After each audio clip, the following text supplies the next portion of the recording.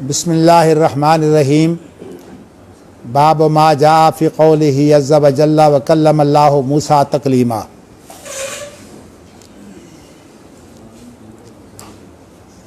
इमाम बुखारी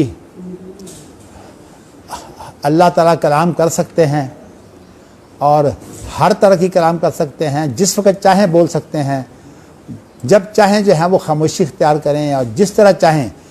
बल्कि सूरत हाल ये है कि अगर अल्लाह ताला क़यामत के दिन तमाम मखलूक से, जिसके अंदर जानदार बेजान अम्बिया, औलिया, फासिक व फाजर और मुसलमान तमाम शामिल होंगे, उनसे एक लम्हे में गुफ्तगू करेंगे। हर एक ये समझेगा कि अल्लाह मुझसे गुफ्तगू कर रहे हैं, लेकिन जो है वो गुफ्तगू तमाम से एक लम्हे में होगी। यानी अल्लाह को ये भी इख्तियार है कि एक लम्हे में गुफ्तगू करे और तमाम मखलूक जो है उसे सुन रही है। ये इमाम बुखारी साबित करने के लिए अब हदीसों का हम तर्जुमा करते हैं। जो अगली हदीस जो है वो अबू हुरैरा रज़ी अल्लाह ताला अन्हु से रवायत है कि नबी अकरम सल्लल्लाहु अलैहि वसल्लम ने फरमाया, इहतज्जा आदमो व मूसा फ़क़ाल मूसा अंता आदमुल्लज़ी अख़रजता ज़ुर्रियतक मिनल जन्नते। जी, आदम और मूसा अलैहिस्सलाम का आपस में मुबासा हो गया। मुबासा हो गया, जी हाँ। मुबासे की का नुक्ता क्या था? मूसा ने आदम अलैहिस्सलाम के सामने एक शिकायत पेश कर दी कि आप वही आदम है, वैसे आप वही आदम है जिन्होंने अपनी सारी औलाद को जन्नत में से निकलवा दिया। वो जन्नत में थे ना, दरख्त का फल खाया और जन्नत से निकल गए। तो अब आदम अलैहिस्सलाम ने अंदाज और इख्तियार किया, अल्लाह के बाप है, कहते हैं कि तू मूसा है जिसे अल्लाह ताला ने दो इम्तियाज़ दिए, एक रसूल बनाया और एक बड़ा रास्त गुफ्तगू की तेरे साथ। ये बहुत बड़ा एजाज़ है। तो सुम्मा तलूमोनी, फिर अल्लाह ने तुम्हें ये एजाज़ भी दिया, फिर तू मुझे इस बात पर मलामत करता है जिसका फ़ैसला पहले हो चुका था। अल्लाह का फ़ैसला ये था कि आदम को, चूँकि अल्लाह को तो पता है तकदीर का कि आदम को पैदा करना है, आदम को फिर जन्नत में दाखिल करना है बग़ैर किसी अमल के, फिर उसके बाद जो है वो आदम ने गुनाह करना है और अल्लाह ताला ने उसके गुनाह की वजह से उसे निकाल देना है। तो ये फ़ैसला वो है जो तकदीर का हो चुका।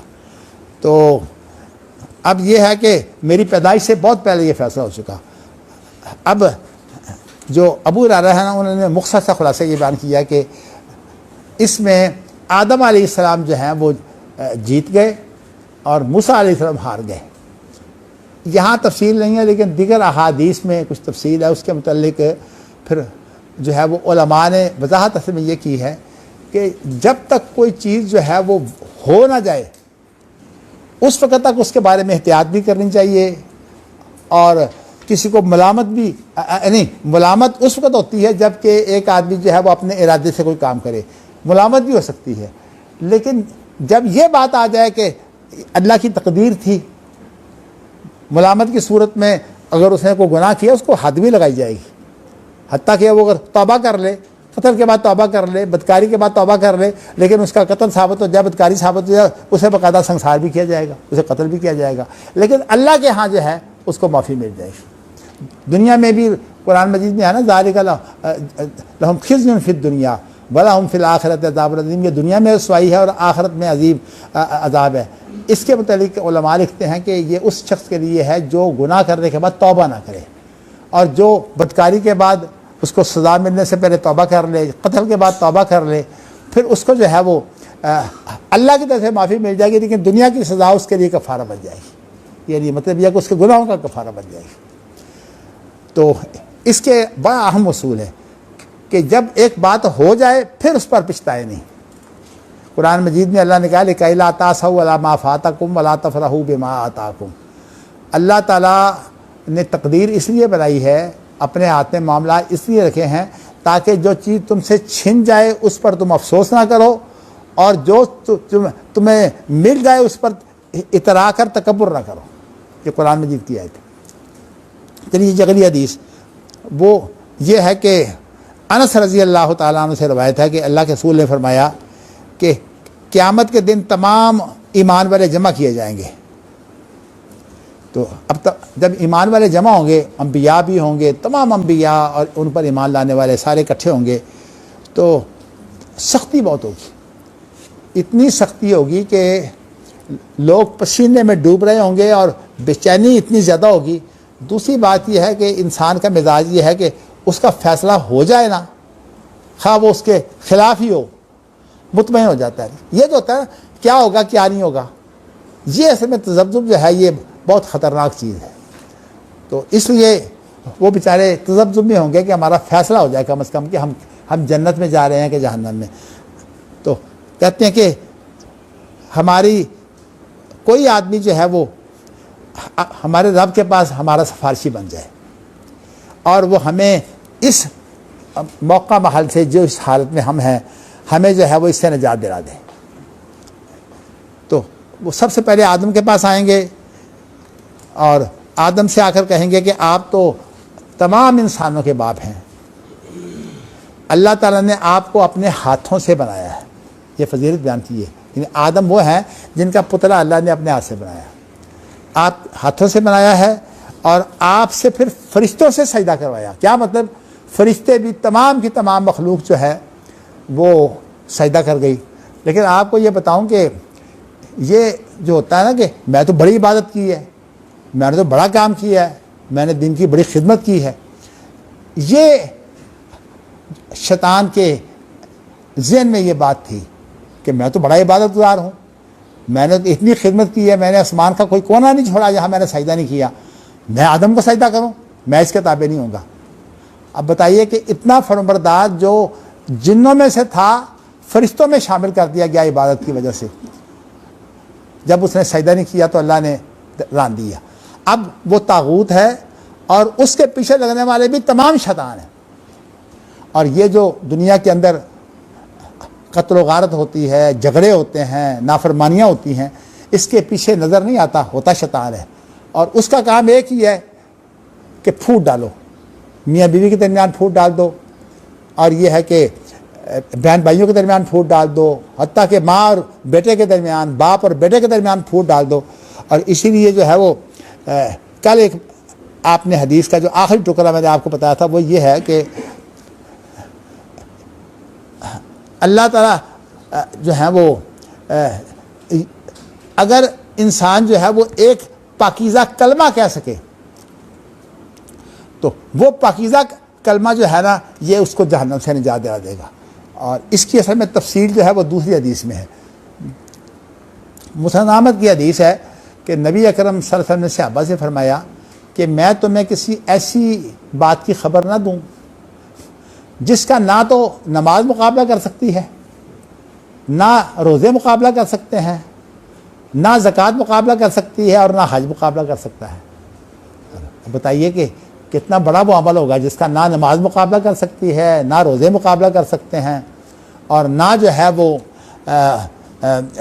उसका ज़कात मुकाबला कर सकती है और ना जो है वो हज मुकाबला कर सकता है। तो सहाबा कहते हैं अल्लाह के रसूल कमाल है, ऐसी चीज़ें ज़रूर बताइए।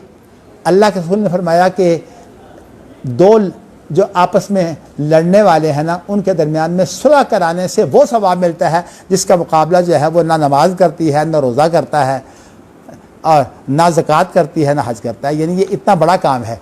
और जो लोग जो है मुनाफिक बनकर लड़ाइयाँ करवाते हैं, इधर भी होते हैं उधर भी होते हैं, इधर की बात उधर पहुँचानी, उधर की बात उधर पहुँचानी ताकि लड़ाया जाए, वो जो है वो असल में शैतान के बंदे होते हैं। चलिए जी, अब सूरत हाल ये है कि एक तो फरिश्तों से सजदा करवाया जिसमें शैतान भी शामिल है, लेकिन उसने सजदे से इनकार कर दिया, इसीलिए अल्लाह ने उसको जो है वो हमेशा के लिए उसने मोहलत मांग ली, इसलिए वो ज़िंदा है, ताकि क़यामत ज़िंदा रहेगा। अच्छा, उसके बाद फिर आपको ये बताऊं कि असल जो शरीयत के मसाइल हैं ना, उनकी तालीम जो है वो अल्लाह ताला ने नूह अलैहिस्सलाम को दी है। आदम अलैहिस्सलाम को चूँकि ज़िंदगी बसर करनी थी, पहली दफ़ा दुनिया में अब आए थे जन्नत से निकल कर, उन्हें ज़्यादा ये बताया कि एक तो दुनिया की जो चीज़ें हैं ना उनका तारुफ करवा दिया कि ये चीज़ इस काम में इस्तेमाल हो सकती है, ये चीज़ इस काम में इस्तेमाल हो सकती है, ये चीज़ इस काम में इस्तेमाल हो सकती है।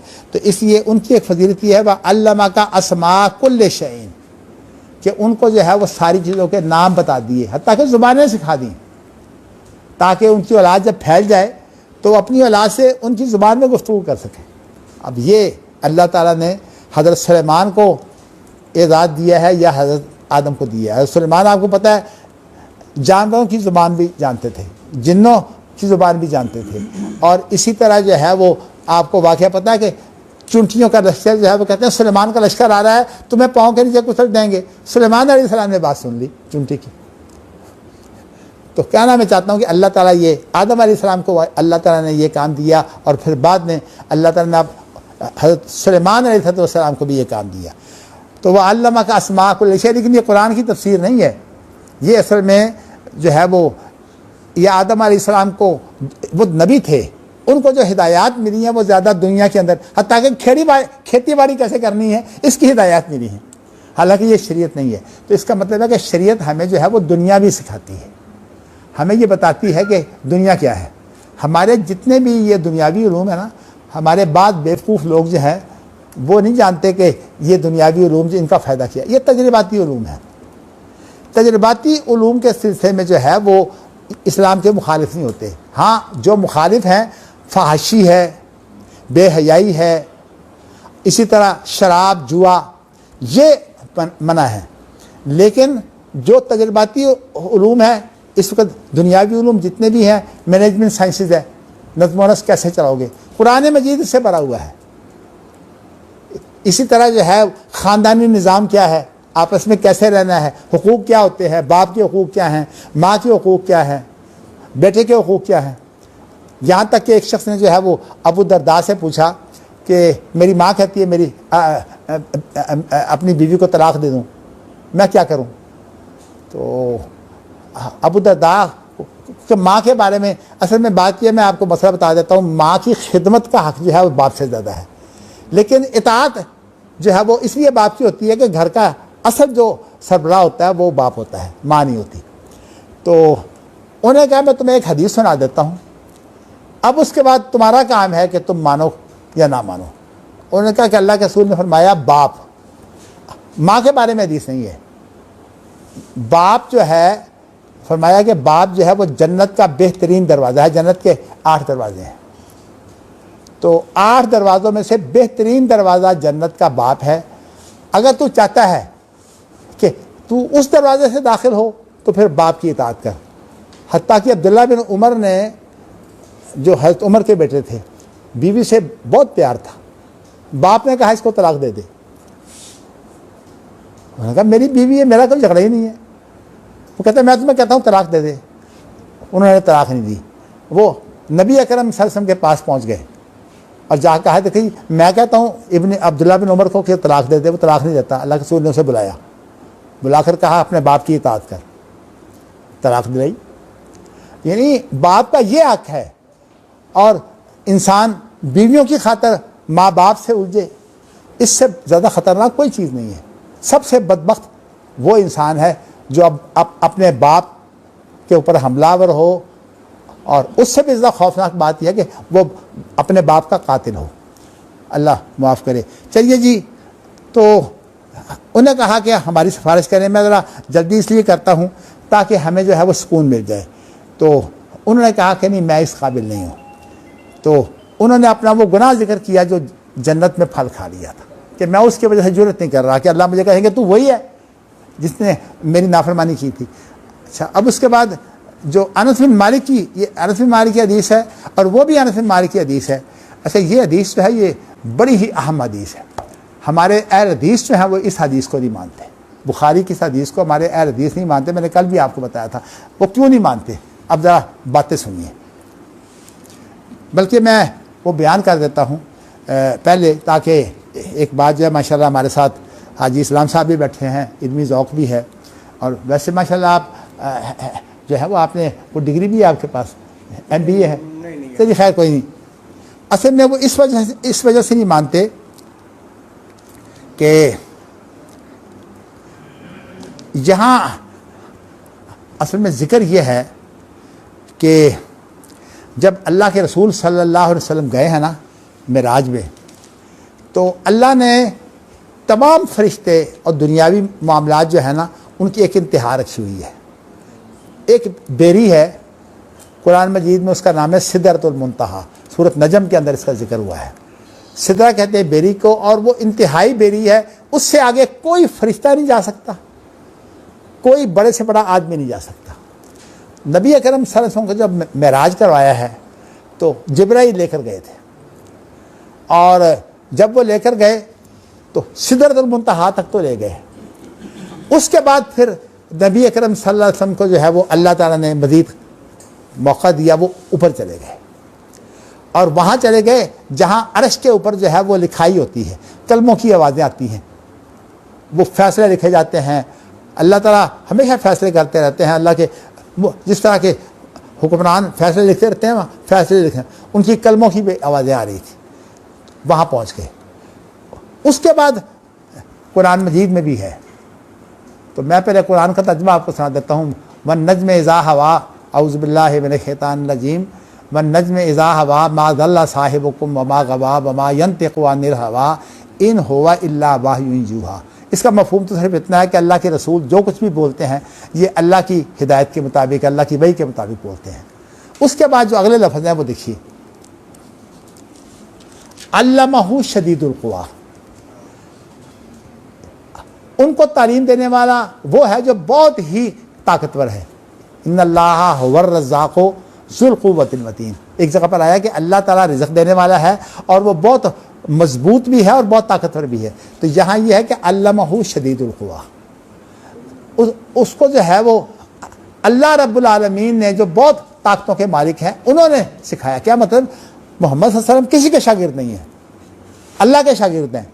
भाई जिब्राइल तो दरमियान में अगर आता भी है तो वास्ता बन के आता है, अपने पास से तो जिब्राइल बात ही कोई नहीं करता, तो वो अल्लाह की तरफ से बात करता है। तो इसलिए ये बात जो है, इसीलिए कुरान मजीद में जहाँ मरियम अलैहिस्सलाम को फूंक मारी है ना, और उसकी वजह से हमला हो गया है, कुरान मजीद में दो कराते हैं माशाल्लाह। हमदा साहब जब दो कराते पढ़ते हैं, एक तो ये है कि जिब्राइल आया इंसानी सूरत में, तो मरियम से कहा कि ले आहबा लके गुलामन ज़किया, ताकि मैं तुम्हें बैठा दूँ।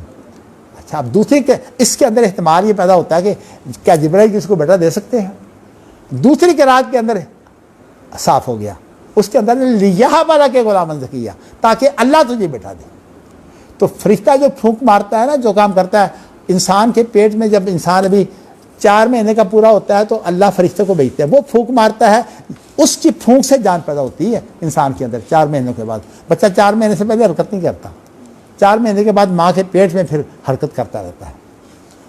चलिए जी, तो अब मैं बताना ही चाहता हूँ कि कुरान मजीद क्या कहता है। अल्लमहु शदीदुल क़ुवा ज़ू मिर्रा, बहुत ज़्यादा जो ताकतों का मालिक और तेज़ तर्रार होता है उसको बोलते हैं ज़ू मिर्रा। अल्लाह ताला बहुत ताकतों के मालिक हैं और अल्लाह कोई ढीले नहीं है, अल्लाह के काम बहुत तेज़ी से होते हैं।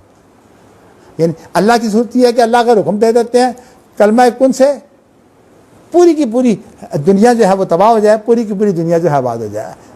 ज़ू मिर्रा फस्तवा, फस्तवा का माना यह है कि अल्लाह जो है वो कायम है अर्श पर। ये फस्तवा से मुराद अल्लाह का अर्श पर कायम होना है। अच्छा जी, ज़ू मिर्रा फस्तवा वहुवा बिल उफ़ुक़िल आला। हुआ ये कि जब अल्लाह ताला जो है वो वहाँ से उतरे, वो आगे जिक्र आ रहा है कि अल्लाह ताला जब सामने आए और नबी अकरम सल्लल्लाहु अलैहि वसल्लम जो हैं उनको ऊपर ले जाया गया, वहाँ कोई फरिश्ता तो जिब्राइल भी नहीं जा सकता, आपको ऊपर ले गए। तो अल्लाह जो है वो जब सामने आए तो पूरा ये जो उफ़क़ कहते हैं ना, अल्लाह की शख्सियत तो बहुत बड़ी है, पूरा उफ़क़ जो है वो ढक गया।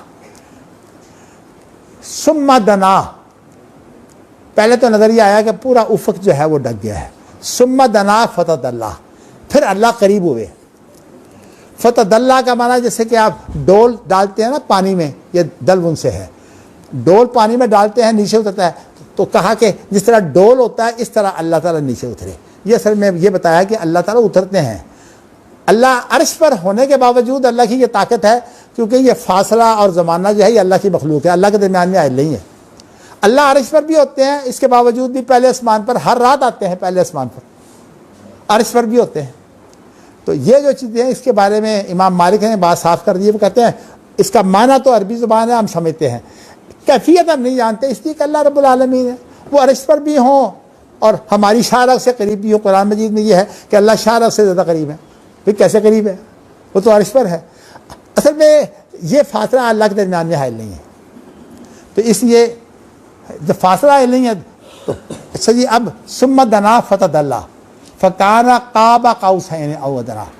अब यह है कि आपको पता है कि जब किसी से प्यार होता है, मोहब्बत होती है, तो इंसान जो है वो उससे फिर करीब होकर, वैसे वहाँ लफ्ज़ बगलगीर का है नहीं, वरना मैं अगर कोई कैफियत बयान करूँ तो मैं कहूँगा कि बगलगीर, अल्लाह से बगलगीर हुए हैं। लेकिन ये बात इसलिए गलत है कि इमाम मालिक ने कहा कि कैफियत आप बेना, कुरान मजीद में सिर्फ इतना है कि करीब हुए, नीचे उतरे, फ़काना काबा कौसैन औ अदना। असल में उन लोगों के यहाँ जो कि कमानों का बड़ा मसला था, तो सूरत हाल ये है कि जब लोगों की आपस में कोई नाराज़गी होती है ना, तो सुलह करते हैं। तो अरबों का तरीक़ेकार ये है कि लड़ाई के लिए कमान इस्तेमाल होते हैं। वो कहते हैं कि एक कमान इधर का होता है इस पार्टी का, और एक कमान सिपा सलारों का वो इधर का होता है। उन दोनों कमानों को आपस में मिला देते हैं कि अब ये कमान मुखालिफ नहीं है, या अब ये कमान एक हो गए हैं। लेकिन चूँकि वो लकड़ी के या किसी और चीज़ के होते हैं, वो आपस में इतने गड़बड़ हो नहीं सकते। लेकिन होता क्या है कि वो नीचे एक होता है उसका परतला, वो जिसके अंदर तीर रख कर चलाते हैं, अच्छा, उसको बोलते हैं काब, उसको बोलते हैं काब अरबी ज़ुबान में। तो होता यह है कि काब इकट्ठे हो जाते हैं, वो एक दूसरे के ऊपर हो जाते हैं, लेकिन कमान इकट्ठे नहीं होते। ये असल में अल्लाह ने लफ्ज़ बोला फ़काना काबा कौसैन औ अदना। दो कमानों का जो काब है ना, वही जिसके अंदर तीर रखते हैं, वो एक हो गया।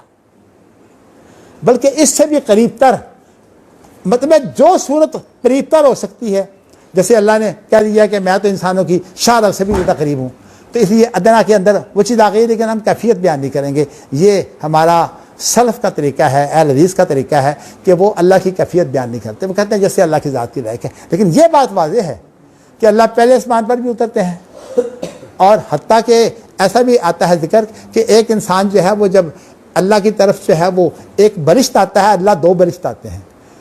जब वो चलकर जाता है, अल्लाह दौड़कर आते हैं। कुरान मजीद में है फ़ज़्कुरूनी अज़्कुरकुम, उसकी तशरीह में ये चीज़ मौजूद है। तो इसका मतलब यह है कि अल्लाह ताला जो है वो हर चीज़ पर कादिर है। तो कुरान मजीद की मैंने आयतें आपको सुनाई हैं।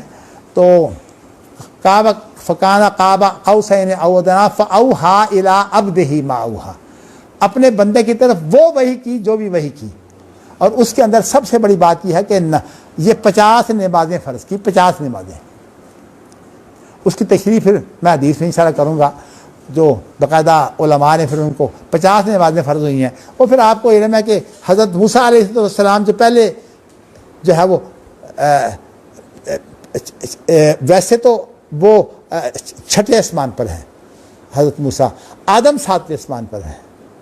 लेकिन जब अल्लाह के रसूल जब गए हैं तो उस वक़्त हज़रत मूसा जो है वो 7वें आसमान पर चले गए। तो इसलिए कहा यह जाता है कि जब वापस उतरे तो उस वक़्त जो है वो फिर हज़रत मूसा दोबारा छठे आसमान पर आ गए। ये उनको जमा करने की सूरत बनाई गई है। हज़रत मूसा अलैहिस्सलाम से चूँकि आप मशवरा करते रहे हैं, तो इसलिए सूरत ये हुई कि जब 50 नमाज़ें फ़र्ज़ हुई तो उसके मुताबिक ये मूसा ने कहा कि ये बहुत ज़्यादा है। मैंने तजर्बा किया है, हज़रत मूसा की जो उम्मत थी ना, उनके लिए सिर्फ 2 नमाज़ें थी, सुबह और शाम की 2 नमाज़ें। कहा मैंने 2 नमाज़ों का तजर्बा किया है, वो तो 2 भी नहीं पढ़ते, और ये 50 नमाज़ें कौन पढ़ेगा। तो अल्लाह के रसूल फिर बार बार गए, मैं मुख्तसर करता हूँ, बार बार गए। कहीं आया है 5 दफ़ा गए, कहीं आया है 10 दफ़ा गए। मकसद ये है बार बार गए और जाकर जो सिफारिश करते रहे, तो अल्लाह ताला माफ़ करते रहे।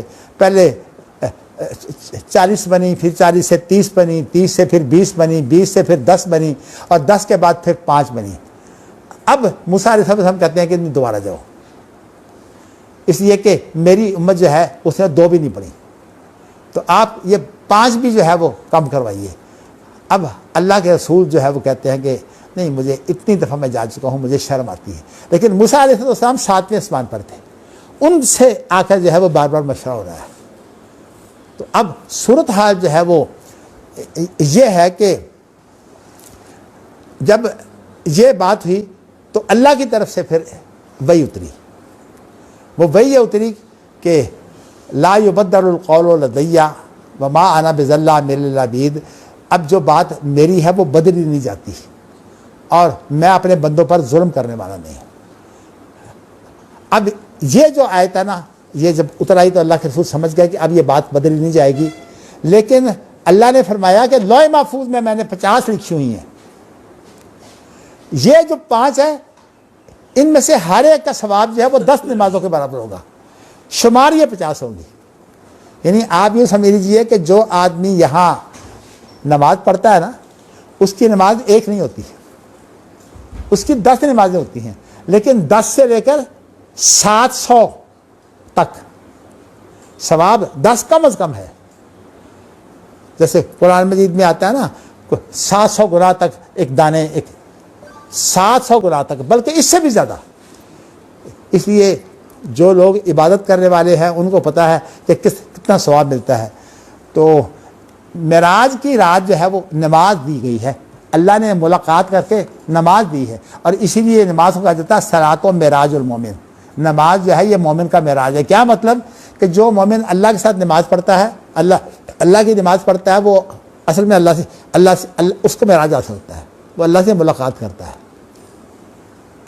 तो मैं बताना ये चाहता हूँ कि ये कुरान की आयत हैं, और हदीस में भी ये शरीक बिन अब्दुल्ला की बुखारी की हदीस है, इसके अंदर जो है वो ये बात मौजूद है कि अल्लाह ताला उतरे। यही अल्फाज हैं, मैं आपको अल्फाज ज़रा सुना देता हूँ कि उसमें यह है कि जब नबी अकरम सल्लल्लाहु अलैहि वसल्लम जो है वो सिदरतुल मुंतहा तक पहुँच गए और उसके बाद फिर आगे बढ़े, तो वदनल जब्बारो रब्बुल इज़्ज़त फ़तदल्लाह। अल्लाह जब्बार से मुराद अल्लाह है, क्योंकि अल्लाह बड़ी कुव्वतों वाले हैं। तो अल्लाह ताला जो है वो करीब हुए और वो इज़्ज़त वाले हैं। फ़तदल्लाह का माना वही उतरे, जैसे मैंने आपको मिसाल दी थी ना डोल की, ये असल में समझाने के लिए सिर्फ। हत्ता काना मिन हो काबा कौसैन, यहाँ तक के इतने करीब हुए जिस तरह के 2 कमानों का परतला होता, वही काब, वही जिसमें तीर रख के चलाया जाता है, वो एक हो गया, इतना फासला। अब ये बताइए कि ये काब जो है 2 कमानों का काब, ये एक हो गया। अब आप समझिए कि कमान भी एक हो गए, ऊपर से कमान मिलते हैं तो ये इकट्ठा होता है। इसका ये मफहूम है। अब बड़ी दुख की बात है कि आप यार हदीसों की तफसीरें उठा लें। मैंने जो है वो कल रात हाफ़िज़ अब्दुल सलाम भुटवी की तफसीर उठाई। मौलाना अब्दुर्रहमान कैलानी जो मेरे वालिद ही हैं, बुज़ुर्ग हैं मेरे ससुर, उनकी मैंने तफसीर उठाई, किसी ने जो है वो सही तफसीर नहीं लिखी। हाँ जी, हाँ, ये शरीक बिन अब्दुल्ला की हदीस है मशहूर, इसको हदीस नहीं मानते, ये बुखारी की हदीस, इसको हदीस नहीं मानते और कहते हैं कि ये हदीस ही गलत है। भाई बात यह है कि बुखारी की हदीस जो है, इब्ने हजर ने बहुत कोशिश की है कि हर चीज़ को जो है वो ऐसे करे।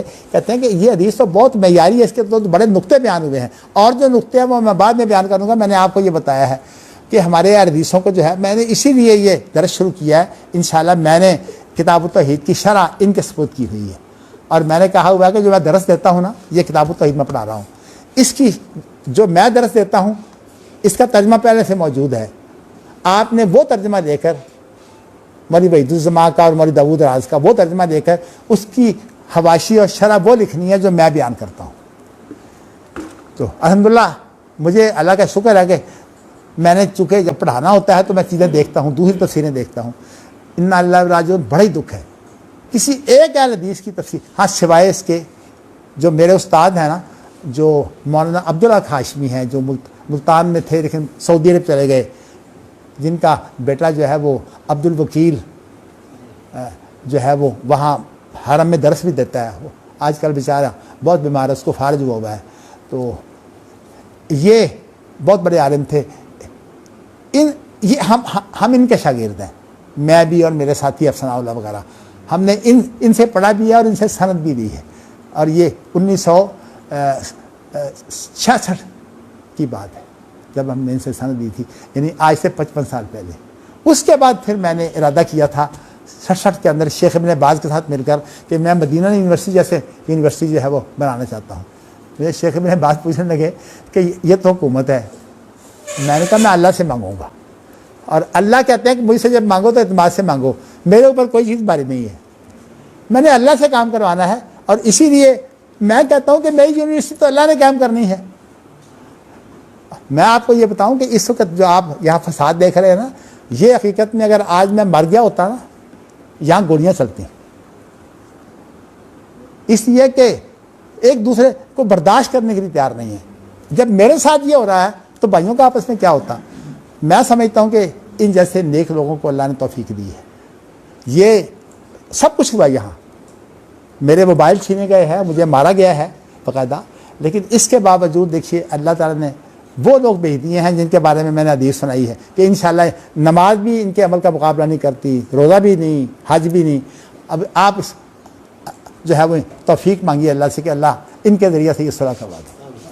चलिए जी, मैंने आपको ये बताया है कि इनके अंदर जो है वो अच्छा, यहाँ इब्ने हजर ने जो है वो यही बात जो है वो लिखी है कि नमाजें 5 फ़र्ज़ हैं, और लेकिन सवाब 50 नमाज़ों का है, इसलिए कि लोहे महफूज के अंदर 50 नमाज़ों का हुक्म मौजूद है।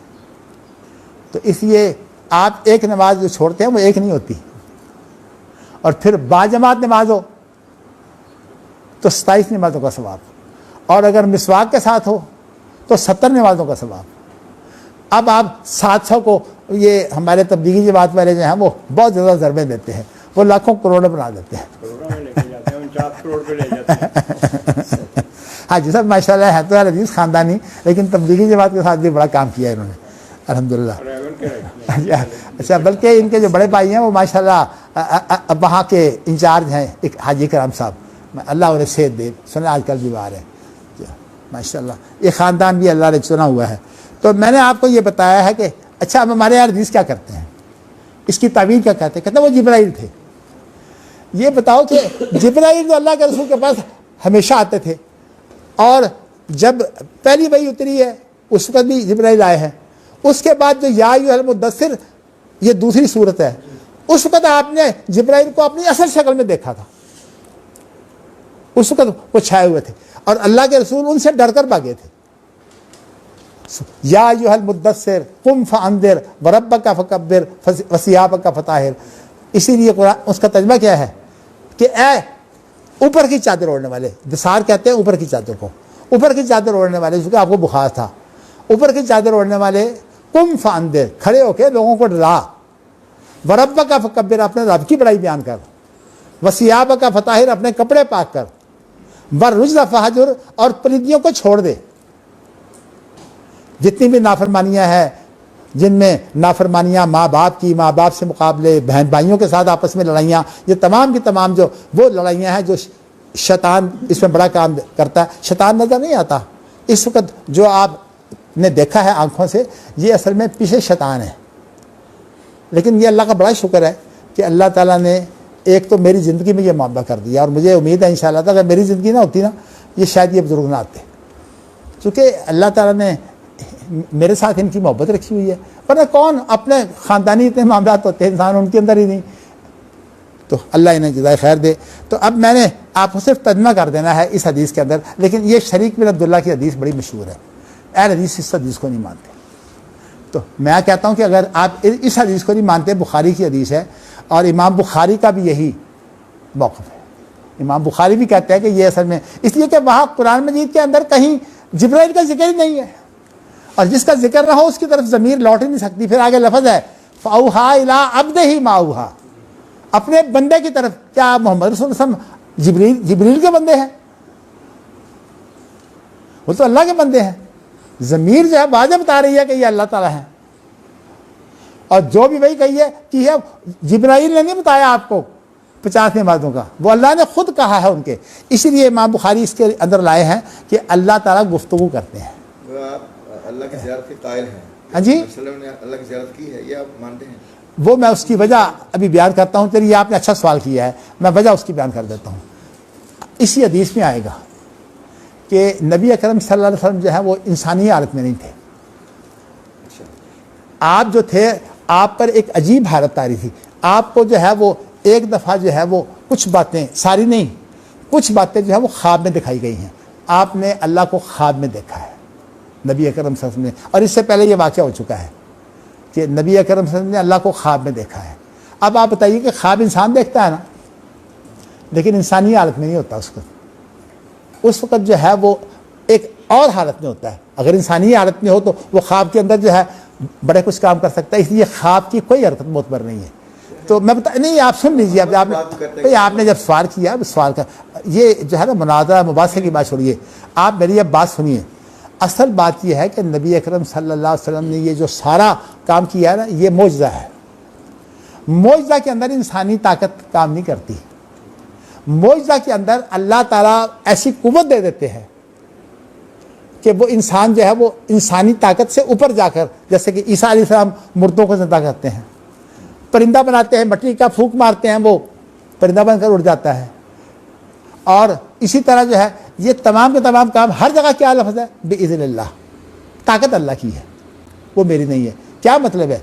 नबी अकरम सल्लल्लाहु अलैहि वसल्लम अगर इंसानी हालत में हो तो मैं आपको बता देता हूँ, आप ज़रा ऊपर जाइए, ऑक्सीजन ख़त्म हो जाती है, इंसान जिंदा ही नहीं रह सकता। अल्लाह के रसूल जो है वो आसमान तक कैसे गए हैं, दूसरे आसमान पर कैसे गए हैं, तीसरे पर कैसे गए हैं? अब अगर ये सारे काम जो है वो मौजज़ा है, तो मौजज़ा की सूरत में जैसे ख्वाब में देख सकते हैं, तो क्या अल्लाह से मुलाकात नहीं हो सकती? मैं आपको अभी फिलहाल मुलाकात बता रहा हूँ। अभी मैंने आपको ये मसला नहीं शुरू किया देखा कि नहीं देखा, लेकिन वो भी एक बात है, उलमा ने इसी से निकाला है, और इसी से उलमा ने यह निकाला है कि जब अल्लाह से मुलाकात हुई है तो ये काब जो है ना, अबू हुरैरा के शागिर्द काब अहबार, वो कहते हैं कि वो पहले यहूदी थे ना, वो कहते हैं कि हमारे नबी को जो शरफ मिला है वो 2 दफ़ा गुफ्तगू का मिला है, और नबी अकरम सल्लल्लाहु अलैहि वसल्लम को जो शरफ मिला है वो ये है कि उन्होंने अल्लाह को 2 दफ़ा देखा है। ये काब अहबार की जो है वो तफसीर है, मैंने आपको इसलिए बता दी, लेकिन ये कुरान के इसलिए मुताबिक है कि फ़ौहा इला अब्दी, जिब्रील का जिक्र कहाँ है कुरान में? आप बताइए कि जिब्रील को आप यहाँ ले आए कि जिब्रील ने अपने बंदे की तरफ वही की। कुरान पाक का सियाक का अंदाज है कि नहीं, ये अंदाज गलत है। नहीं, आपने, मैं आपको बताऊं गलत है, मैंने आपको कुरान की आयतें पढ़ी हैं, मुझे बताइए कहाँ जिब्रील का जिक्र है? इससे पहले ज़मीर तो किसी के जिक्र के बगैर आती नहीं है, कहाँ जिक्र है जी? मुझे बताइए कहाँ जिक्र है जिब्रील का? जब नहीं जिक्र तो फिर अल्लाह की तरफ, जब ज़मीर अल्लाह की तरफ लौट रही है, फ़ौहा इला अब्दिही मा हुआ, और सारे मानते हैं कि ये अल्लाह की तरफ लौटती है, तो बाकी ज़मीरें भी अल्लाह की तरफ है। ये कोई बात है कि बाकी ज़मीरें, ये ज़मीर तो अल्लाह की तरफ लौट रही हो और बाकी जिब्रील की तरफ, और जिब्रील वहाँ मौजूद ही नहीं है। जब अल्लाह से मुलाकात हुई है, जिब्रील वहाँ मौजूद नहीं है। जिब्रील तो सिदरतुल मुंतहा से आगे नहीं जा सकते, और ये नबी अकरम सल्लल्लाहु अलैहि वसल्लम सिदरतुल मुंतहा से आगे गए हैं, जहाँ तक कि कलमों की आवाज़ें सुनी हैं। चलिए अब तर्जुमा पढ़ लें, उससे आपने सवाल कर दिया तो अच्छी बात हो गई है। हाँ जी, इस्लाम साहब माशाल्लाह चुके यहाँ बैठे हुए हैं, मेरा बड़ा शौक़ था कि ये भी शरीक हों। देखिए अब तर्जुमा मैं आपको करता हूँ। तर्जुमा ये है कि नबी अकरम सल्लल्लाहु अलैहि वसल्लम को जो है वो जब लेकर गए हैं तो ये काबा की मस्जिद से लेकर गए हैं। वैसे इसकी भी थोड़ी सी वजाहत है। असल में आप सो रहे थे उम्मे हानी, ये आपकी, क्योंकि आप उम्मे हानी अबू तालिब की बेटी हैं ना, आप अबू तालिब के घर पले हैं। तो उम्मे हानी जो है ये आपसे उम्र में काफ़ी बड़ी थी, तो उम्मे हानी जो है ज़ाहिर है जब किसी घर में इंसान पलता है तो बड़ी बाजी जिसे कहते हैं, तो बड़ा प्यार था। नबी अकरम सल्लल्लाहु अलैहि वसल्लम जो है वो उम्मे हानी के घर जाकर जो है वो सोया करते थे। तो वहाँ सो रहे थे, वहाँ से असल में फरिश्तों ने उठाया है, लेकिन यहाँ जिक्र नहीं है। मैंने इसलिए बता दिया कि वो भी हदीसें मौजूद हैं कि उम्मे हानी के घर थे, वहाँ से फिर ये यहाँ लेकर आए हैं, और जब यहाँ लेकर आए हैं तो फिर अच्छा, लेकिन ये वाक़या जो पहला ये वो नहीं है, वो बाद की बात है जब मेराज हुआ है। ये वाक़या और है। ये वाक़या ये है कि नबी अकरम सल्लल्लाहु अलैहि वसल्लम के पास फरिश्ते आए, और तीन फरिश्ते थे, और ये उससे पहले जबकि अभी आप नबी नहीं बने थे। ये जिक्र उसका हो रहा है, कबला अन यूहा, आप पर वही नहीं उतरती थी, उससे पहले का वाक़या है। और मैं वैसे आपको बता देता हूँ, वो यहाँ जिक्र नहीं है। नबी अकरम सल्लल्लाहु अलैहि वसल्लम का 2 दफ़ा जो है वो सीना चीरा गया है, और एक बचपन में जबकि आप उम्मे हलीमा के बच्चों के साथ खेल रहे थे। तो उसको जिब्राइल आए हैं और नबी अकरम सल्लल्लाहु अलैहि वसल्लम को जो है वो ले गए और उन्होंने देखा कि उनको ये लब्बा कहते हैं इसको, ये जो होता है ना निशान जहाँ ऊँट को मारते हैं छुरी, लब्बा से लेकर यहाँ तक ये चीर कर जो है आपका दिल बाहर निकाला गया है। उस दिल के अंदर से जो है वो कीना और वो जो खबास्तें होती हैं वो निकाल कर साफ कर दिया। तो ये एक वाक़या तो हुआ है उस वक़्त। उसके बाद जब आपको नबूवत मिलने से पहले दोबारा फिर आपको जो है वो ये वाक़या आपसे पेश आया है कि आपका जो है वो इसी तरह सीना चीरा गया है। ये दो वाक़यात, और तीसरा वाक़या जो है वो ये है कि जो मेराज से पहले बाकायदा सीना चीरा गया है, उसका यहाँ इस हदीस में जिक्र है। पहले की तरफ सिर्फ इशारा ही है, वो ये है कि आपको वही होने से पहले जो है कुछ फरिश्ते आए और आप सो रहे थे मस्जिद हराम में। तो उस वक्त जब आप सो रहे थे मस्जिद हराम में, तो आपके एक तरफ हमजा सो रहे थे, आपके चचा, और एक तरफ आपके जो भतीजे थे ना हज़रत अली के भाई जाफ़र तैयार, एक तरफ वो थे। तो असल में आप उनके दरमियान में सो रहे थे। तो फरिश्ते आपस में बात करते हैं कि एक कहता है कि कौन है जिसको हमने लेके जाना है, तो दूसरा कहता है कि दरमियान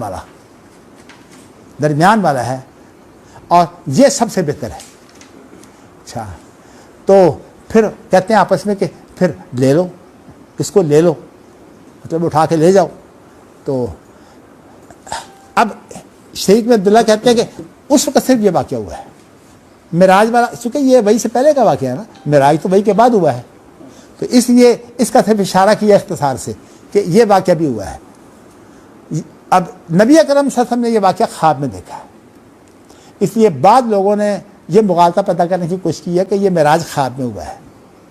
ये बिल्कुल गलत है, ख्वाब में नहीं हुआ, लेकिन कुछ अल्फाज ऐसे हैं जिनकी वजह से मुगालता पैदा हुआ है। ये असल में ख्वाब, मिराज तो हुआ है बाकायदा आपका जिस्म और रूह समेत, लेकिन ये वाक़या जो है ना ये ख्वाब का है, उस वक्त मिराज नहीं हुआ। चलिए, वैसे बाद हदीसों में आता है कि नबी अकरम सल्लल्लाहु अलैहि वसल्लम ने जो है वो मिराज ख्वाब में भी किया है। मेरा ख्याल ये है कि इन चीज़ों को दोहराने की ज़रूरत नहीं, इसकी तशरीह की ज़रूरत नहीं है। ये सिर्फ तमहीद थी ताकि फरिश्ते जो है तैयार हो जाएं। इसलिए शरीक ये जो हज़रत अनस की रवायत है ना, इसके अंदर फिर आगे ये है कि इस रात तो इतने काम हुआ है। तो फिर उसके बाद में फिर किसी वक्त आए हैं, बाद कहते हैं कि 7 साल बाद आए हैं, बाद कहते हैं 13 साल बाद आए हैं। वो 13 साल इसलिए बनाते हैं कि ये नबूवत से पहले 6 साल, 7 साल जो बनाते हैं वो कहते हैं नबूवत के बाद 7 साल। ये सारी बातें हैं। बाद 13 साल का मफ़हूम ये करते हैं कि असल में ये मेराज जो है वो ये 10 हिजरी में नहीं हुआ, ये 13वीं हिजरी में हुआ है, यानी आपकी हिजरत से पहले। लेकिन ये इन चीज़ों की कोई अहमियत नहीं, हुआ है मेराज, तारीख कौन सी है इसकी कोई अहमियत नहीं। इसीलिए मेराज की रात जो है इसका कोई सबूत ही नहीं है। लोग खाम खा मेराज जो है मेराज की रात में आते हैं, 27 का भी कोई सबूत नहीं है।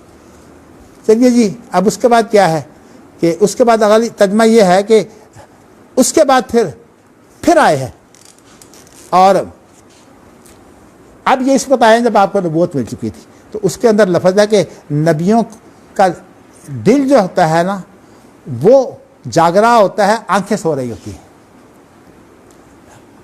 अब इसी तरह अम्बिया जो है उनकी कैफियत होती है। अब उसके बाद बाकी अम्बिया का भी जिक्र करके कहते हैं कि यहाँ तक कि फिर उन्होंने आपको उठा लिया, उसको जो है वो उठाकर जो है वो जमजम के करीब ले गए। अब ये मोहम्मद सल्लल्लाहु अलैहि वसल्लम की बात हो रही है। जब वहाँ ले गए तो फतवल्लाहु मिनहुम जिब्राइल, फिर उसके बाद जिम्मेदारी सारा काम फिर यानी जिम्मेदार बन गया। वली कहते हैं जिम्मेदार को, जिब्राइल जिम्मेदार बन गए। तो उन्होंने फिर क्या काम किया है कि फतवल्लाहु फशक्का जिब्राइल मा बैना नारिही इला लब्बतिही, उन्होंने यहाँ से लेकर ये जो घड़ा होता है ना यहाँ तक चीर दिया। ये मिराज वाली रात की बात है, यानी मिराज से पहले का ये वाक़या है। साथ ही सुम्मा ओतिया बेतस्तिन मिन ज़हाबिन फ़ीहे तौरुन मिन ज़हाबिन। फिर वो एक थाली लेकर आए, जो थाली भी सोने की थी, लेकिन उसके अंदर जो है वो एक छोटी सी कुटिया थी। तौर, ये नूर नहीं है, बाद लोग उसको नूर पढ़ते हैं, ये नूर नहीं, ये तौर है। तौर कहते हैं छोटी सी कुटिया को। थाली के अंदर जैसे अब आप देखिए ना, प्याली आप रख लेते हैं प्लेट में चाय पीते वक्त, थाली के अंदर छोटी सी जो है वो जो थी तौर, यहाँ तौर का लफ्ज़ है, तौर के माने होते हैं कुटिया। छोटी सी कुटिया थी उसमें, तो उसके अंदर जो है वो क्या भरा हुआ था, उसके अंदर वो सारी जो पकियाँ जो बरकतें हैं वो उसके अंदर मौजूद थी। मैं ज़रा ये दे दूँ, मेरा गला फिर ज़्यादा खुश्क हो जाता है।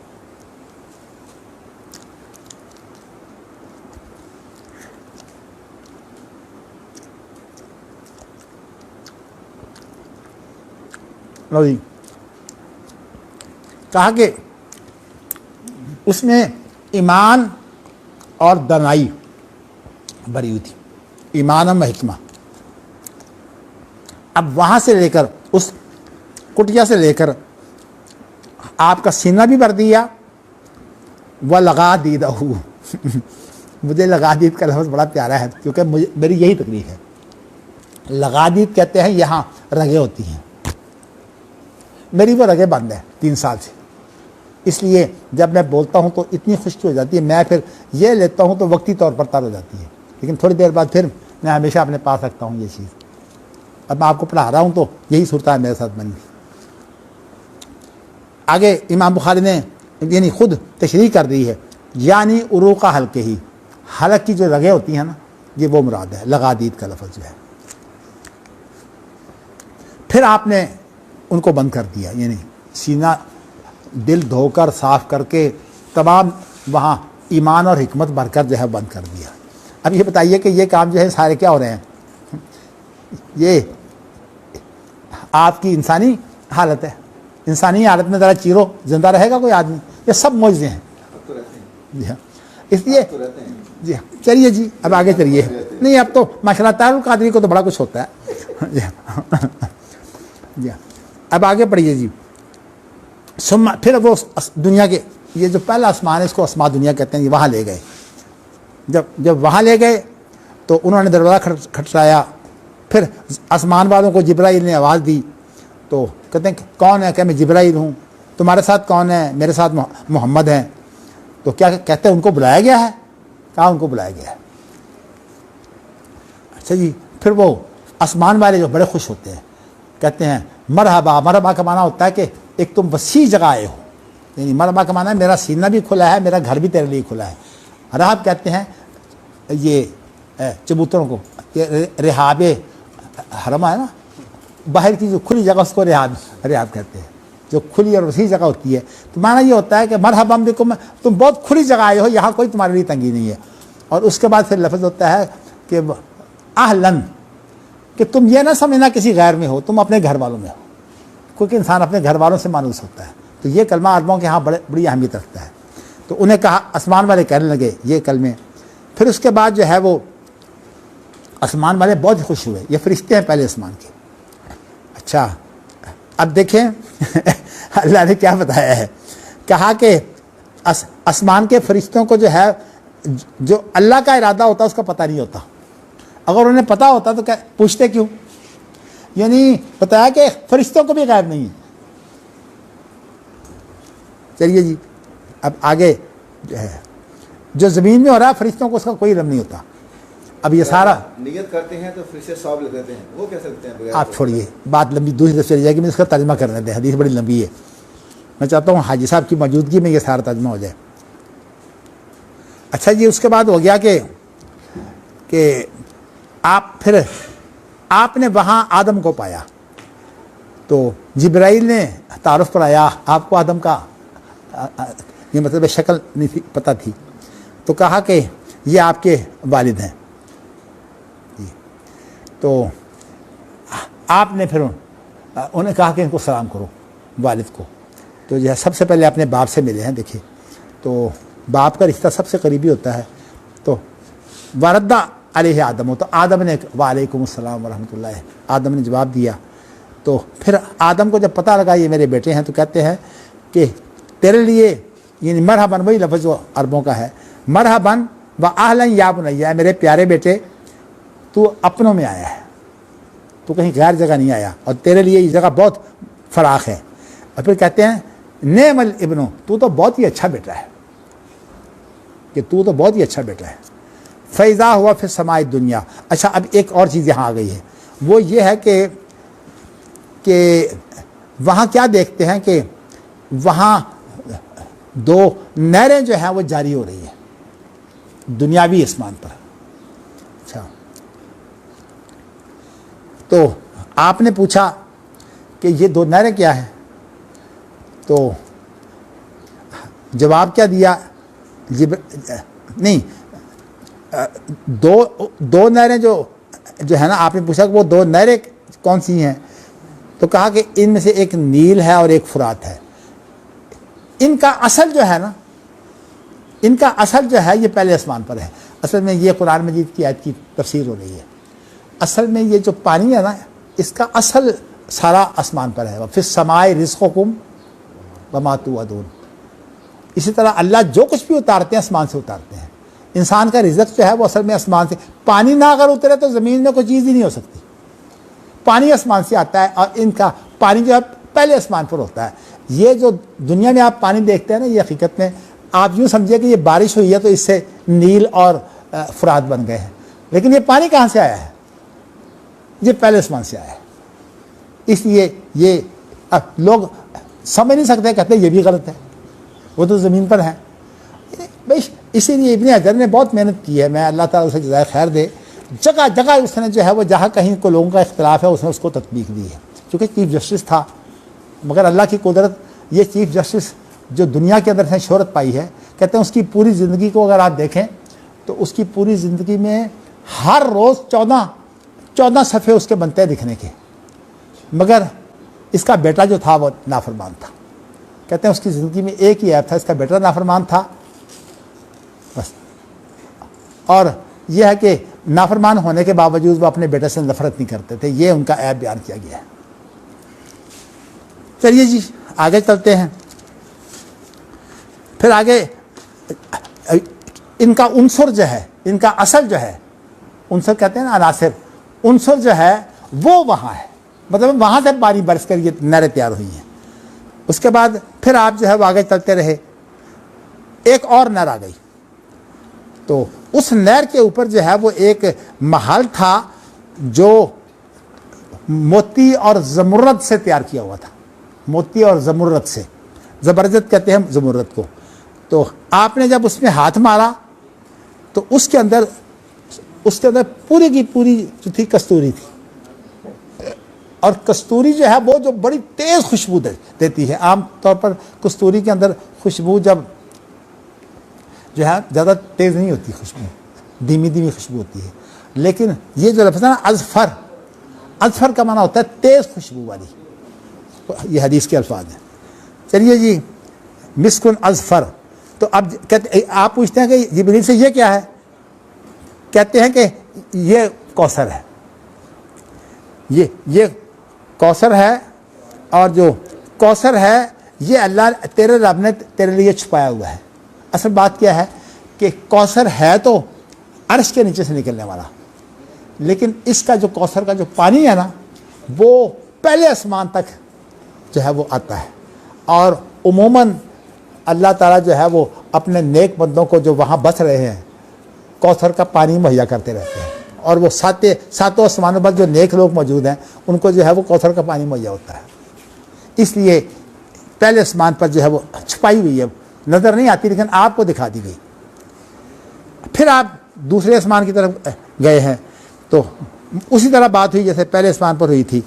तो उसके बाद जो है वो जब आप गए हैं तो फिर आपको चौथे आसमान पर ले गए, तफसील नहीं है, वो उसी तरह की बातें हुई।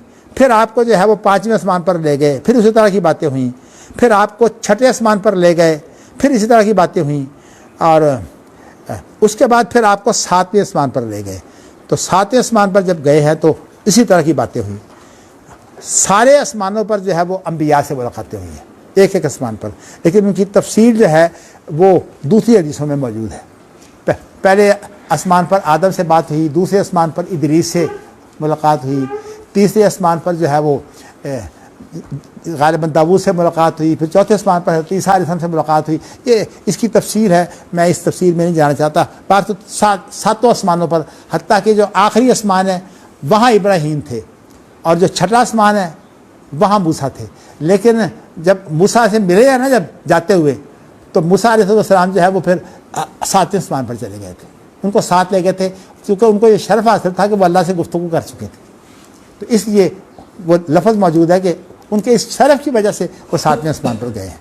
चलिए जी, उसके बाद फिर ये है कि ये जिक्र करते हैं कि दूसरे आसमान पर इदरीस हैं, और यहाँ इन्होंने लिखा है कि चौथे आसमान पर हारून हैं, और पाँचवें आसमान पर जो है वो इस हदीस में नाम भी लिया, और छठे आसमान पर इब्राहीम है, और सातवें आसमान पर मूसा है। मैंने उसकी आपको वजाहत कर दी है, लेकिन लफ्ज़ है कि सातवें आसमान पर मूसा क्यों है? इसलिए कि अल्लाह ताला उनको अपने साथ गुफ्तगू का शर्फ दे चुके हैं। चलो, फ़क़ाला मूसा, तो मूसा क्या कहते हैं? अल्लाह से कहते हैं, अल्लाह, मूसा अलैहिस्सलाम में कोई थोड़ी सी हिस्स थी, क्योंकि फ़िरौन के घर में पले थे, बादशाहों के घर में। कहते हैं, अल्लाह, मेरा तो गुमान यह था कि सबसे आला मर्तबा मेरा है, इनको मुझसे भी ज़्यादा मर्तबा मिल रहा है। तो ये लफ्ज़ यहाँ हदीस में मौजूद है। कहते हैं कि ऐ मेरे रब, मेरा गुमान ये था कि मुझ पर कोई बड़ा नहीं होगा, मुझसे ज़्यादा मर्तबे वाला कोई नहीं होगा, लेकिन यहाँ बात नहीं की। फिर आप जो हैं वो इससे भी आगे चले गए, अब सातवें आसमान से भी आगे चले गए। देखिए यहाँ ये वजाहत आ गई है, कहाँ तक पहुँचे हैं वो अल्लाह ही जानता है, कहाँ तक पहुँचे हैं। यहाँ तक कि सातवें आसमान से ऊपर जाके सिदरतुल मुंतहा, जो आखिरी हद है, फरिश्ते सातवें आसमान पर भी जाते हैं, लेकिन सिदरतुल मुंतहा से आगे नहीं फरिश्ते जा सकते, जो जाएगा वो जल जाएगा। तो जी अब क्या हुआ है कि अब आगे फिर वही अल्फाज है, दलाल जब्बारो रब्बुल इज़्ज़त है, जब्बार से मुराद अल्लाह रब्बुल आलमीन है। यहाँ चूँकि कुरान मजीद में लफ्ज़ है ज़ुल क़ुव्वा, तो जब अल्लाह का जिक्र होता है ना क़ुव्वत के साथ, तो फिर जब्बार का माना होता है बहुत क़ुव्वतों वाला, तो इसलिए लफ्ज़ जब्बार बोला है। कुरान मजीद में लफ्ज़ जब्बार नहीं है, वहाँ यह है कि अल्लमहु शदीदुल क़ुव्वा ज़ू मिर्रा फस्तवा, लेकिन ये उसी का मफ़हूम हदीस में है जब्बार। तो जब्बार करीब हुए कौन?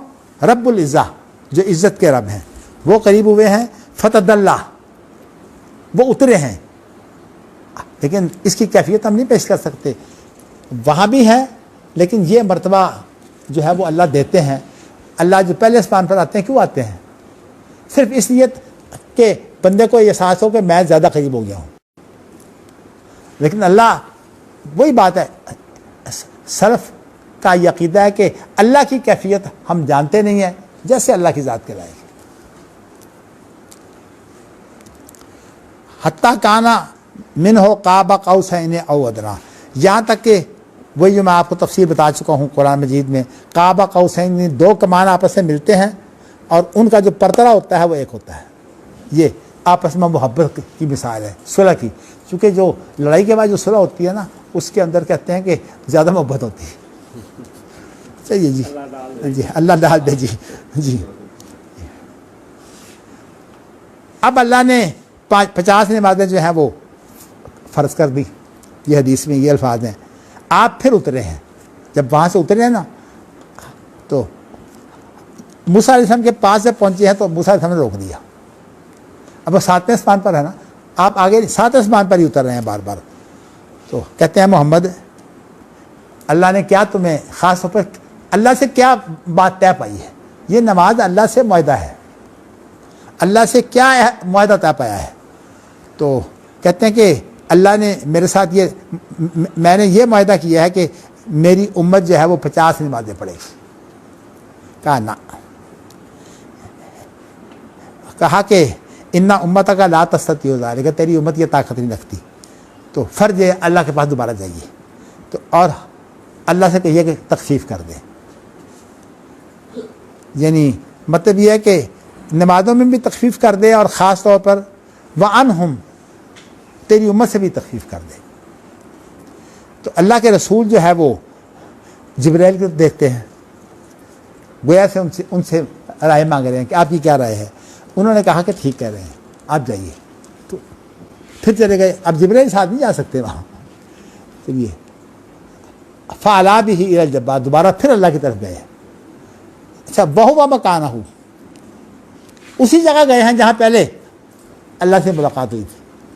अच्छा, बाद गलत तर्जमा करने वाले कहते हैं ये अल्लाह की जगह गए हैं। ये बरेलवी ये तर्जमा करते हैं कि अल्लाह की जगह, यहाँ बहुवा मकाना हूँ से मुराद ये है कि अल्लाह की जगह पर चले गए, अर्श पर चले गए। बिल्कुल गलत है। ये बरेलवी उनका तर्जमा उठा के देखिए तो वह मकाना हो, इसलिए इब्न हजर ने इसकी तरदीद की है।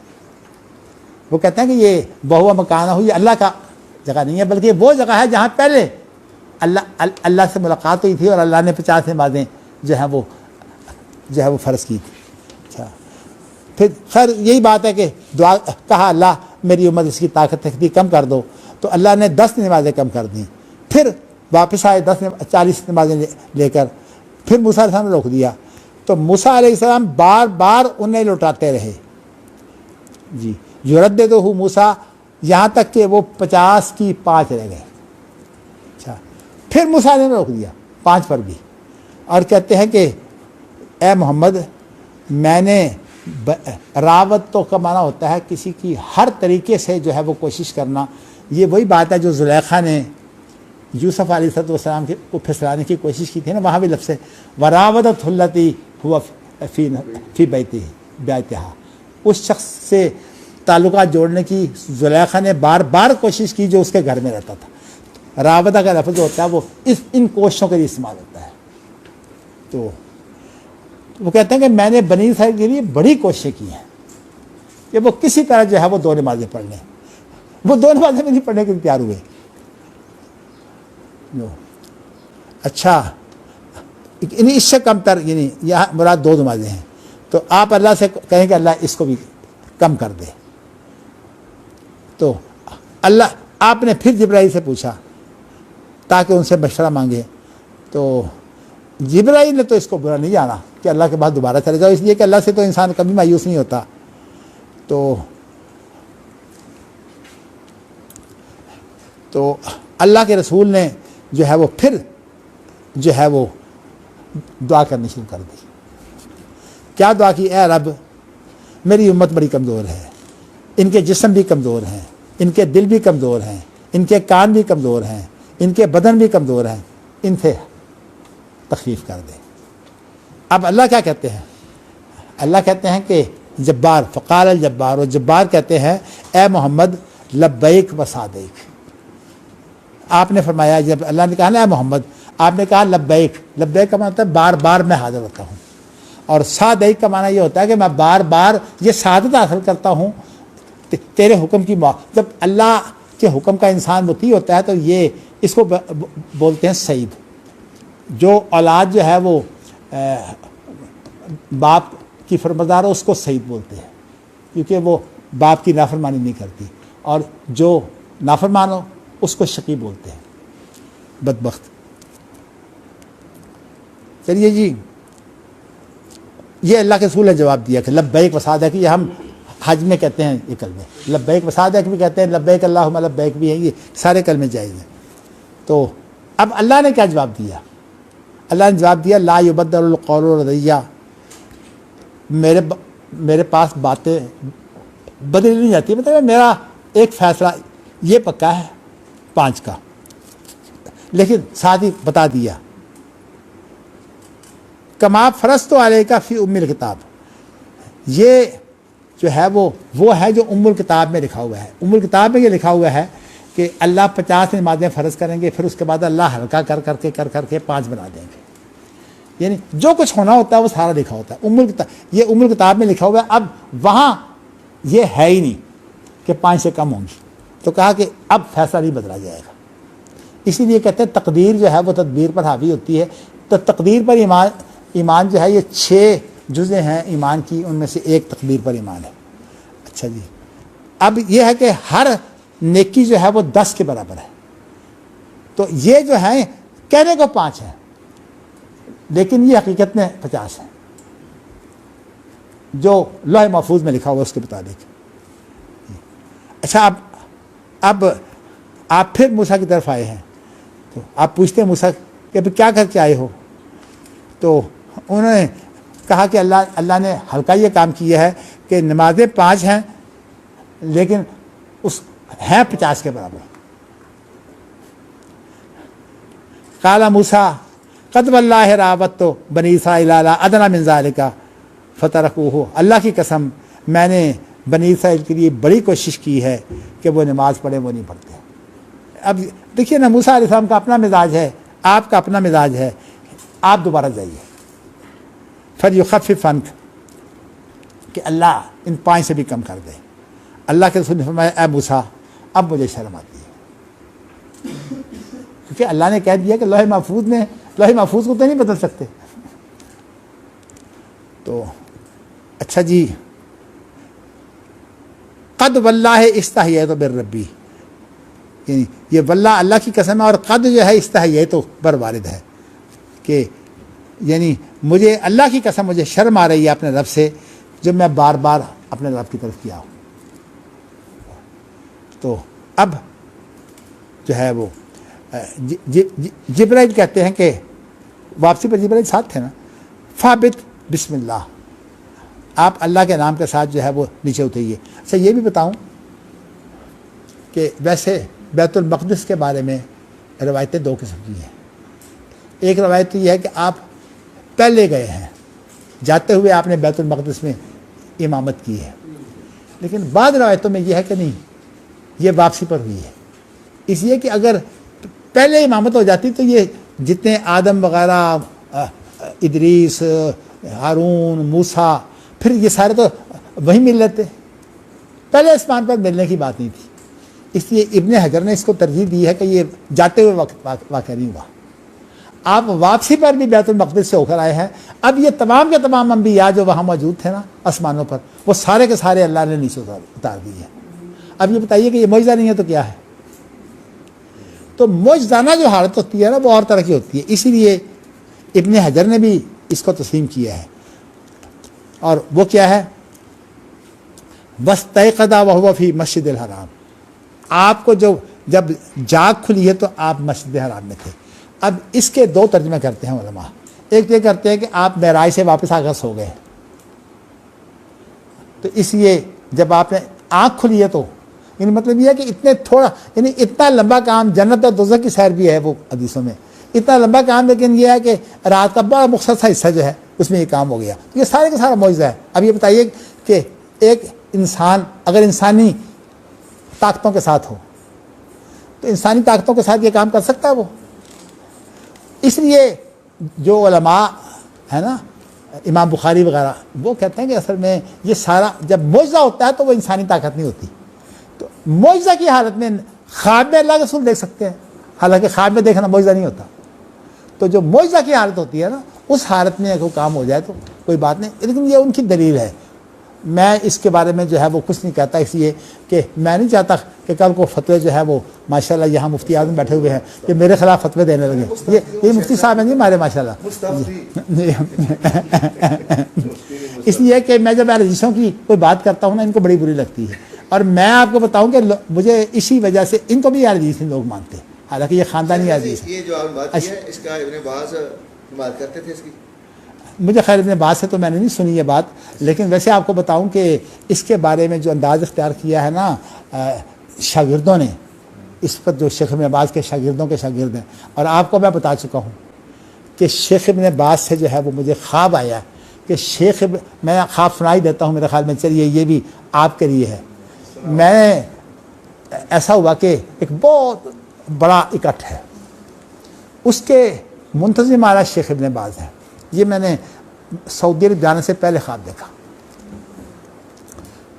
शेख इब्ने बाज़ वहाँ मौजूद हैं। तो अच्छा, मैं शेख इब्ने बाज़ आए, मेरे उस्ताद भी थे, प्यार भी करते थे, बल्कि यूनिवर्सिटी का तसव्वुर ही उनका है। उन्होंने मुझे इसके कागजात टाइप करा के तैयार करके दिए थे सारे। तो शेख इब्ने बाज़ जो है वो, मैं जब उनके पास गया तो मुझे कहते हैं कि मैं जब मिला, हम आमतौर पर बोसा दिया करते थे अरबों के यहाँ यही, तो मैंने बोसे दिए उनको। मुझे कहते हैं कि देखो, मेरा नाम लेकर मुझे कहते हैं कि एक बात सुन लो, मैंने इसलिए नाम नहीं दिया कि ख्वाब के अंदर कोई बात गलत नहीं होनी चाहिए, ख्वाब भी इसी तरह बयान करनी चाहिए, इसमें हदीस होती है, एहतियात। तो मुझे कहते हैं कि आज मैंने ना तो किसी का इस्तकबाल करना है और ना मैंने तकरीर करनी है, तुमने इस्तकबाल करना है मेहमान खुसूसी का भी, और यह है कि लेकिन लफ्ज़ उन्होंने मेहमान खुसूसी नहीं बोला, सारों का इस्तकबाल भी तुमने करना है और मेरी जगह तकरीर भी तुमने करनी है। जब बताइए कि एक अदना आदमी कितना खुश होगा, शेख इब्न बाज जैसी शख्सियत हो। तो मैं जब ये बात हुई तो मैं बड़े खुश हुआ। अच्छा, सूरत हाल ये है कि जो ख़ात था उसके अंदर इतना बड़ा हाल था जैसे कोई पूरा बैतुल्लाह हो, बड़े बड़े उलमा, दुनिया भर के उलमा वहाँ मौजूद थे। शेख इब्न बाज आखिर जो सबसे अगली लाइन है ना, उसके दाईं तरफ बैठे हुए हैं और मैं उसी आखिरी जो लाइन है उसके इधर बैठा हुआ हूँ, बाईं तरफ आखिर में। मेहमान खुसूसी का इंतज़ार हो रहा है, लेकिन मुझे नहीं पता था मेहमान खुसूसी कौन है। वो बाद में इल्म हुआ कि वो मोहम्मद रसूलुल्लाह सल्लल्लाहु अलैहि वसल्लम है, उस मजलिस के मेहमान खुसूसी, लेकिन इंतज़ार हो रहा था। शेख ने बाद में मुझे कहा था इस्तकबाल तुमने करना है। अच्छा, अब मैं आपको बताना चाहता हूँ कि मैं ये बहुत बड़ा एजाज़ समझता हूँ कि इस्तकबाल मैं करूँ और शेख इब्न बाज की तरफ से करूँ। सर ये लेकिन वाक़या यूँ हुआ कि मैं वहाँ बैठा हुआ था तो मोहम्मद सल्लल्लाहु अलैहि वसल्लम अभी आ नहीं रहे, ये मेरी ताबीर है, मैंने थोड़ी सी आगे पीछे की है, तो उनका इंतज़ार था, वो अभी आए नहीं। तो मेरा ख्याल हुआ कि शेख इब्न बाज एक चूँकि वो तो इस आज से मेरे ख्याल में को तकरीबन 21 साल पहले फौत हो चुके, 22 साल पहले फौत हो चुके हैं। तो मैंने कहा कि इतनी अरसे के बाद मुलाकात हो रही है तो मैं कम से कम उनसे बगलगीर हूँ, मेरी तसल्ली नहीं हुई। तो मैं उठा हूँ वहाँ से, उठ के तो उनके पास गया हूँ, उनसे बगलगीर होने के लिए। मैंने कहा शेख, हम पाकिस्तानी जो है बगल मुआनका करते हैं, मैं आपसे मुआनका चाहता हूँ। ये अल्फाज देखिए, ये मुझे याद नहीं है, मकसद मेरा यही था कि मैं आपसे मुआनका करना चाहता हूँ। मुझे डर है कि कहीं कोई हदीस ये ख्वाब के अंदर कोई ऐसा लफ्ज़ ना आ जाए जो वहाँ मैंने ना बोला हो, मफ़हूम यही है। उन्हें कहा कर लो।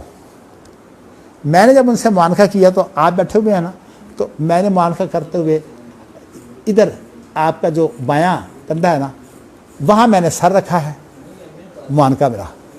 जब मैंने वहाँ सर रखा है तो मैं देखता क्या हूँ कि शेख इब्न बाज की गर्दन से जो है वो शहद निकलने लग गया। जब शहद निकलने लग गया तो मैंने शहद चाटना शुरू कर दिया। अब मैं शहद चाट रहा हूँ और निकल आ रहा है।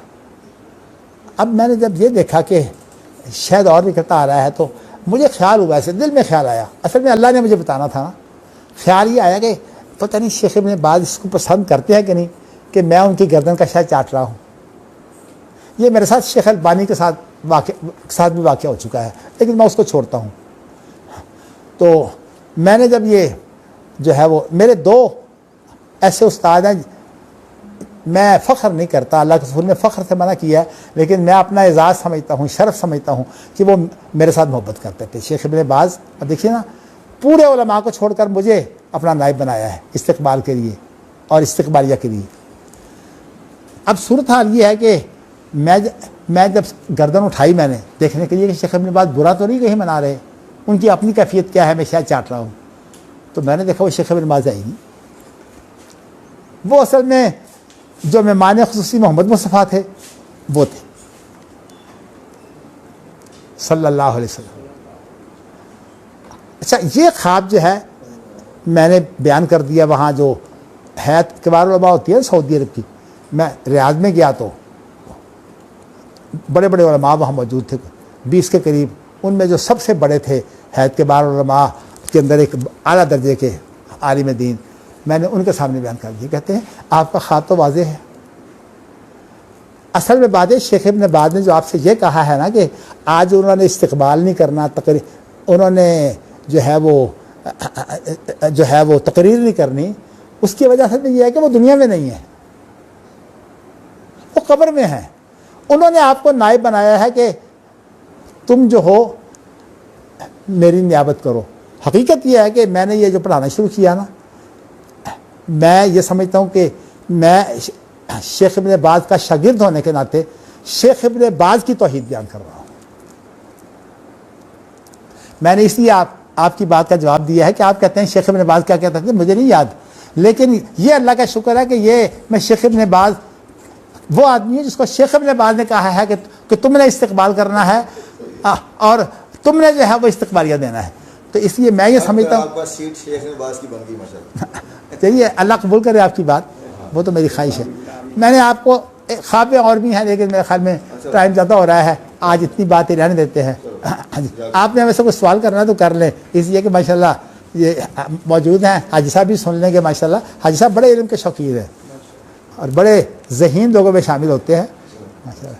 ये बुखारी का आखिरी हिस्सा है जी, किताब तौहीद। अच्छा, इसकी शरह आज तक जो जिन लोगों ने भी किया नाकाम रहे हैं, और एक आदमी जो है वो मैं बता देता हूँ, एक बहुत बड़े आलिम थे जो रहमानिया एक बहुत बड़ी दरसगाह थी हमारी दिल्ली में, उसके करते धरते मुमतहिन और मेरे वालिद और मेरे ताया थे रहमानिया की। ये जब से बनी है 1947 तक ये कायम रही है। मैंने उसके नाम पर असल में रहमानिया रखा था यहाँ, लेकिन मैंने उस वक्त ये सोचा था कि रहमानिया नाम रखता हूँ सिर्फ सेकेंडरी स्टेज का, और जो अगली स्टेज है उसके लिए मैंने फिर नाम रखा था जामिया। तो दोनों का पहला मैंने इक्विलेशन करवाई थी शेख इब्न बाज से कि इसमें से लड़के जो जाएंगे वो ज़्यादा से ज़्यादा दाखिल होंगे। एक साल शेख इब्न बाज ने 58 तालिब इल्म मेरे दाखिल किए थे, शेख इब्न बाज जब मौजूद थे, यूनिवर्सिटी में दाखिल करवाए थे। तो मैं आपको जो है वो बताना मैं चाहता हूँ कि हाँ, उस रहमानिया से एक फारिग थे और वो मक्का मुकरमा में राब्ता आलिम साहब में मुलाजिम थे, बहुत बड़े आलिम थे, शेखुल हदीस थे। उनका नाम था अबुल इशबाल सगीर अहमद बिहारी, बड़ी मशहूर शख्सियत है। उन्होंने, मैं जब भी जाता मुझे कहते काश के किताब तौहीद की शरह कर दो, शरह करा दो। मुझे वो समझते थे ये बहुत ज़हीन आदमी है, बाकी तो खैर अल्लाह की तौफीक से होता है, शहादत क्या चीज़ होती है। तो मैंने उन्हें कहा जी बात यह है कि मैं बहुत ज़्यादा मसरूफ़ होता हूँ, या इससे बहुत साल पहले, कई साल पहले की बात है।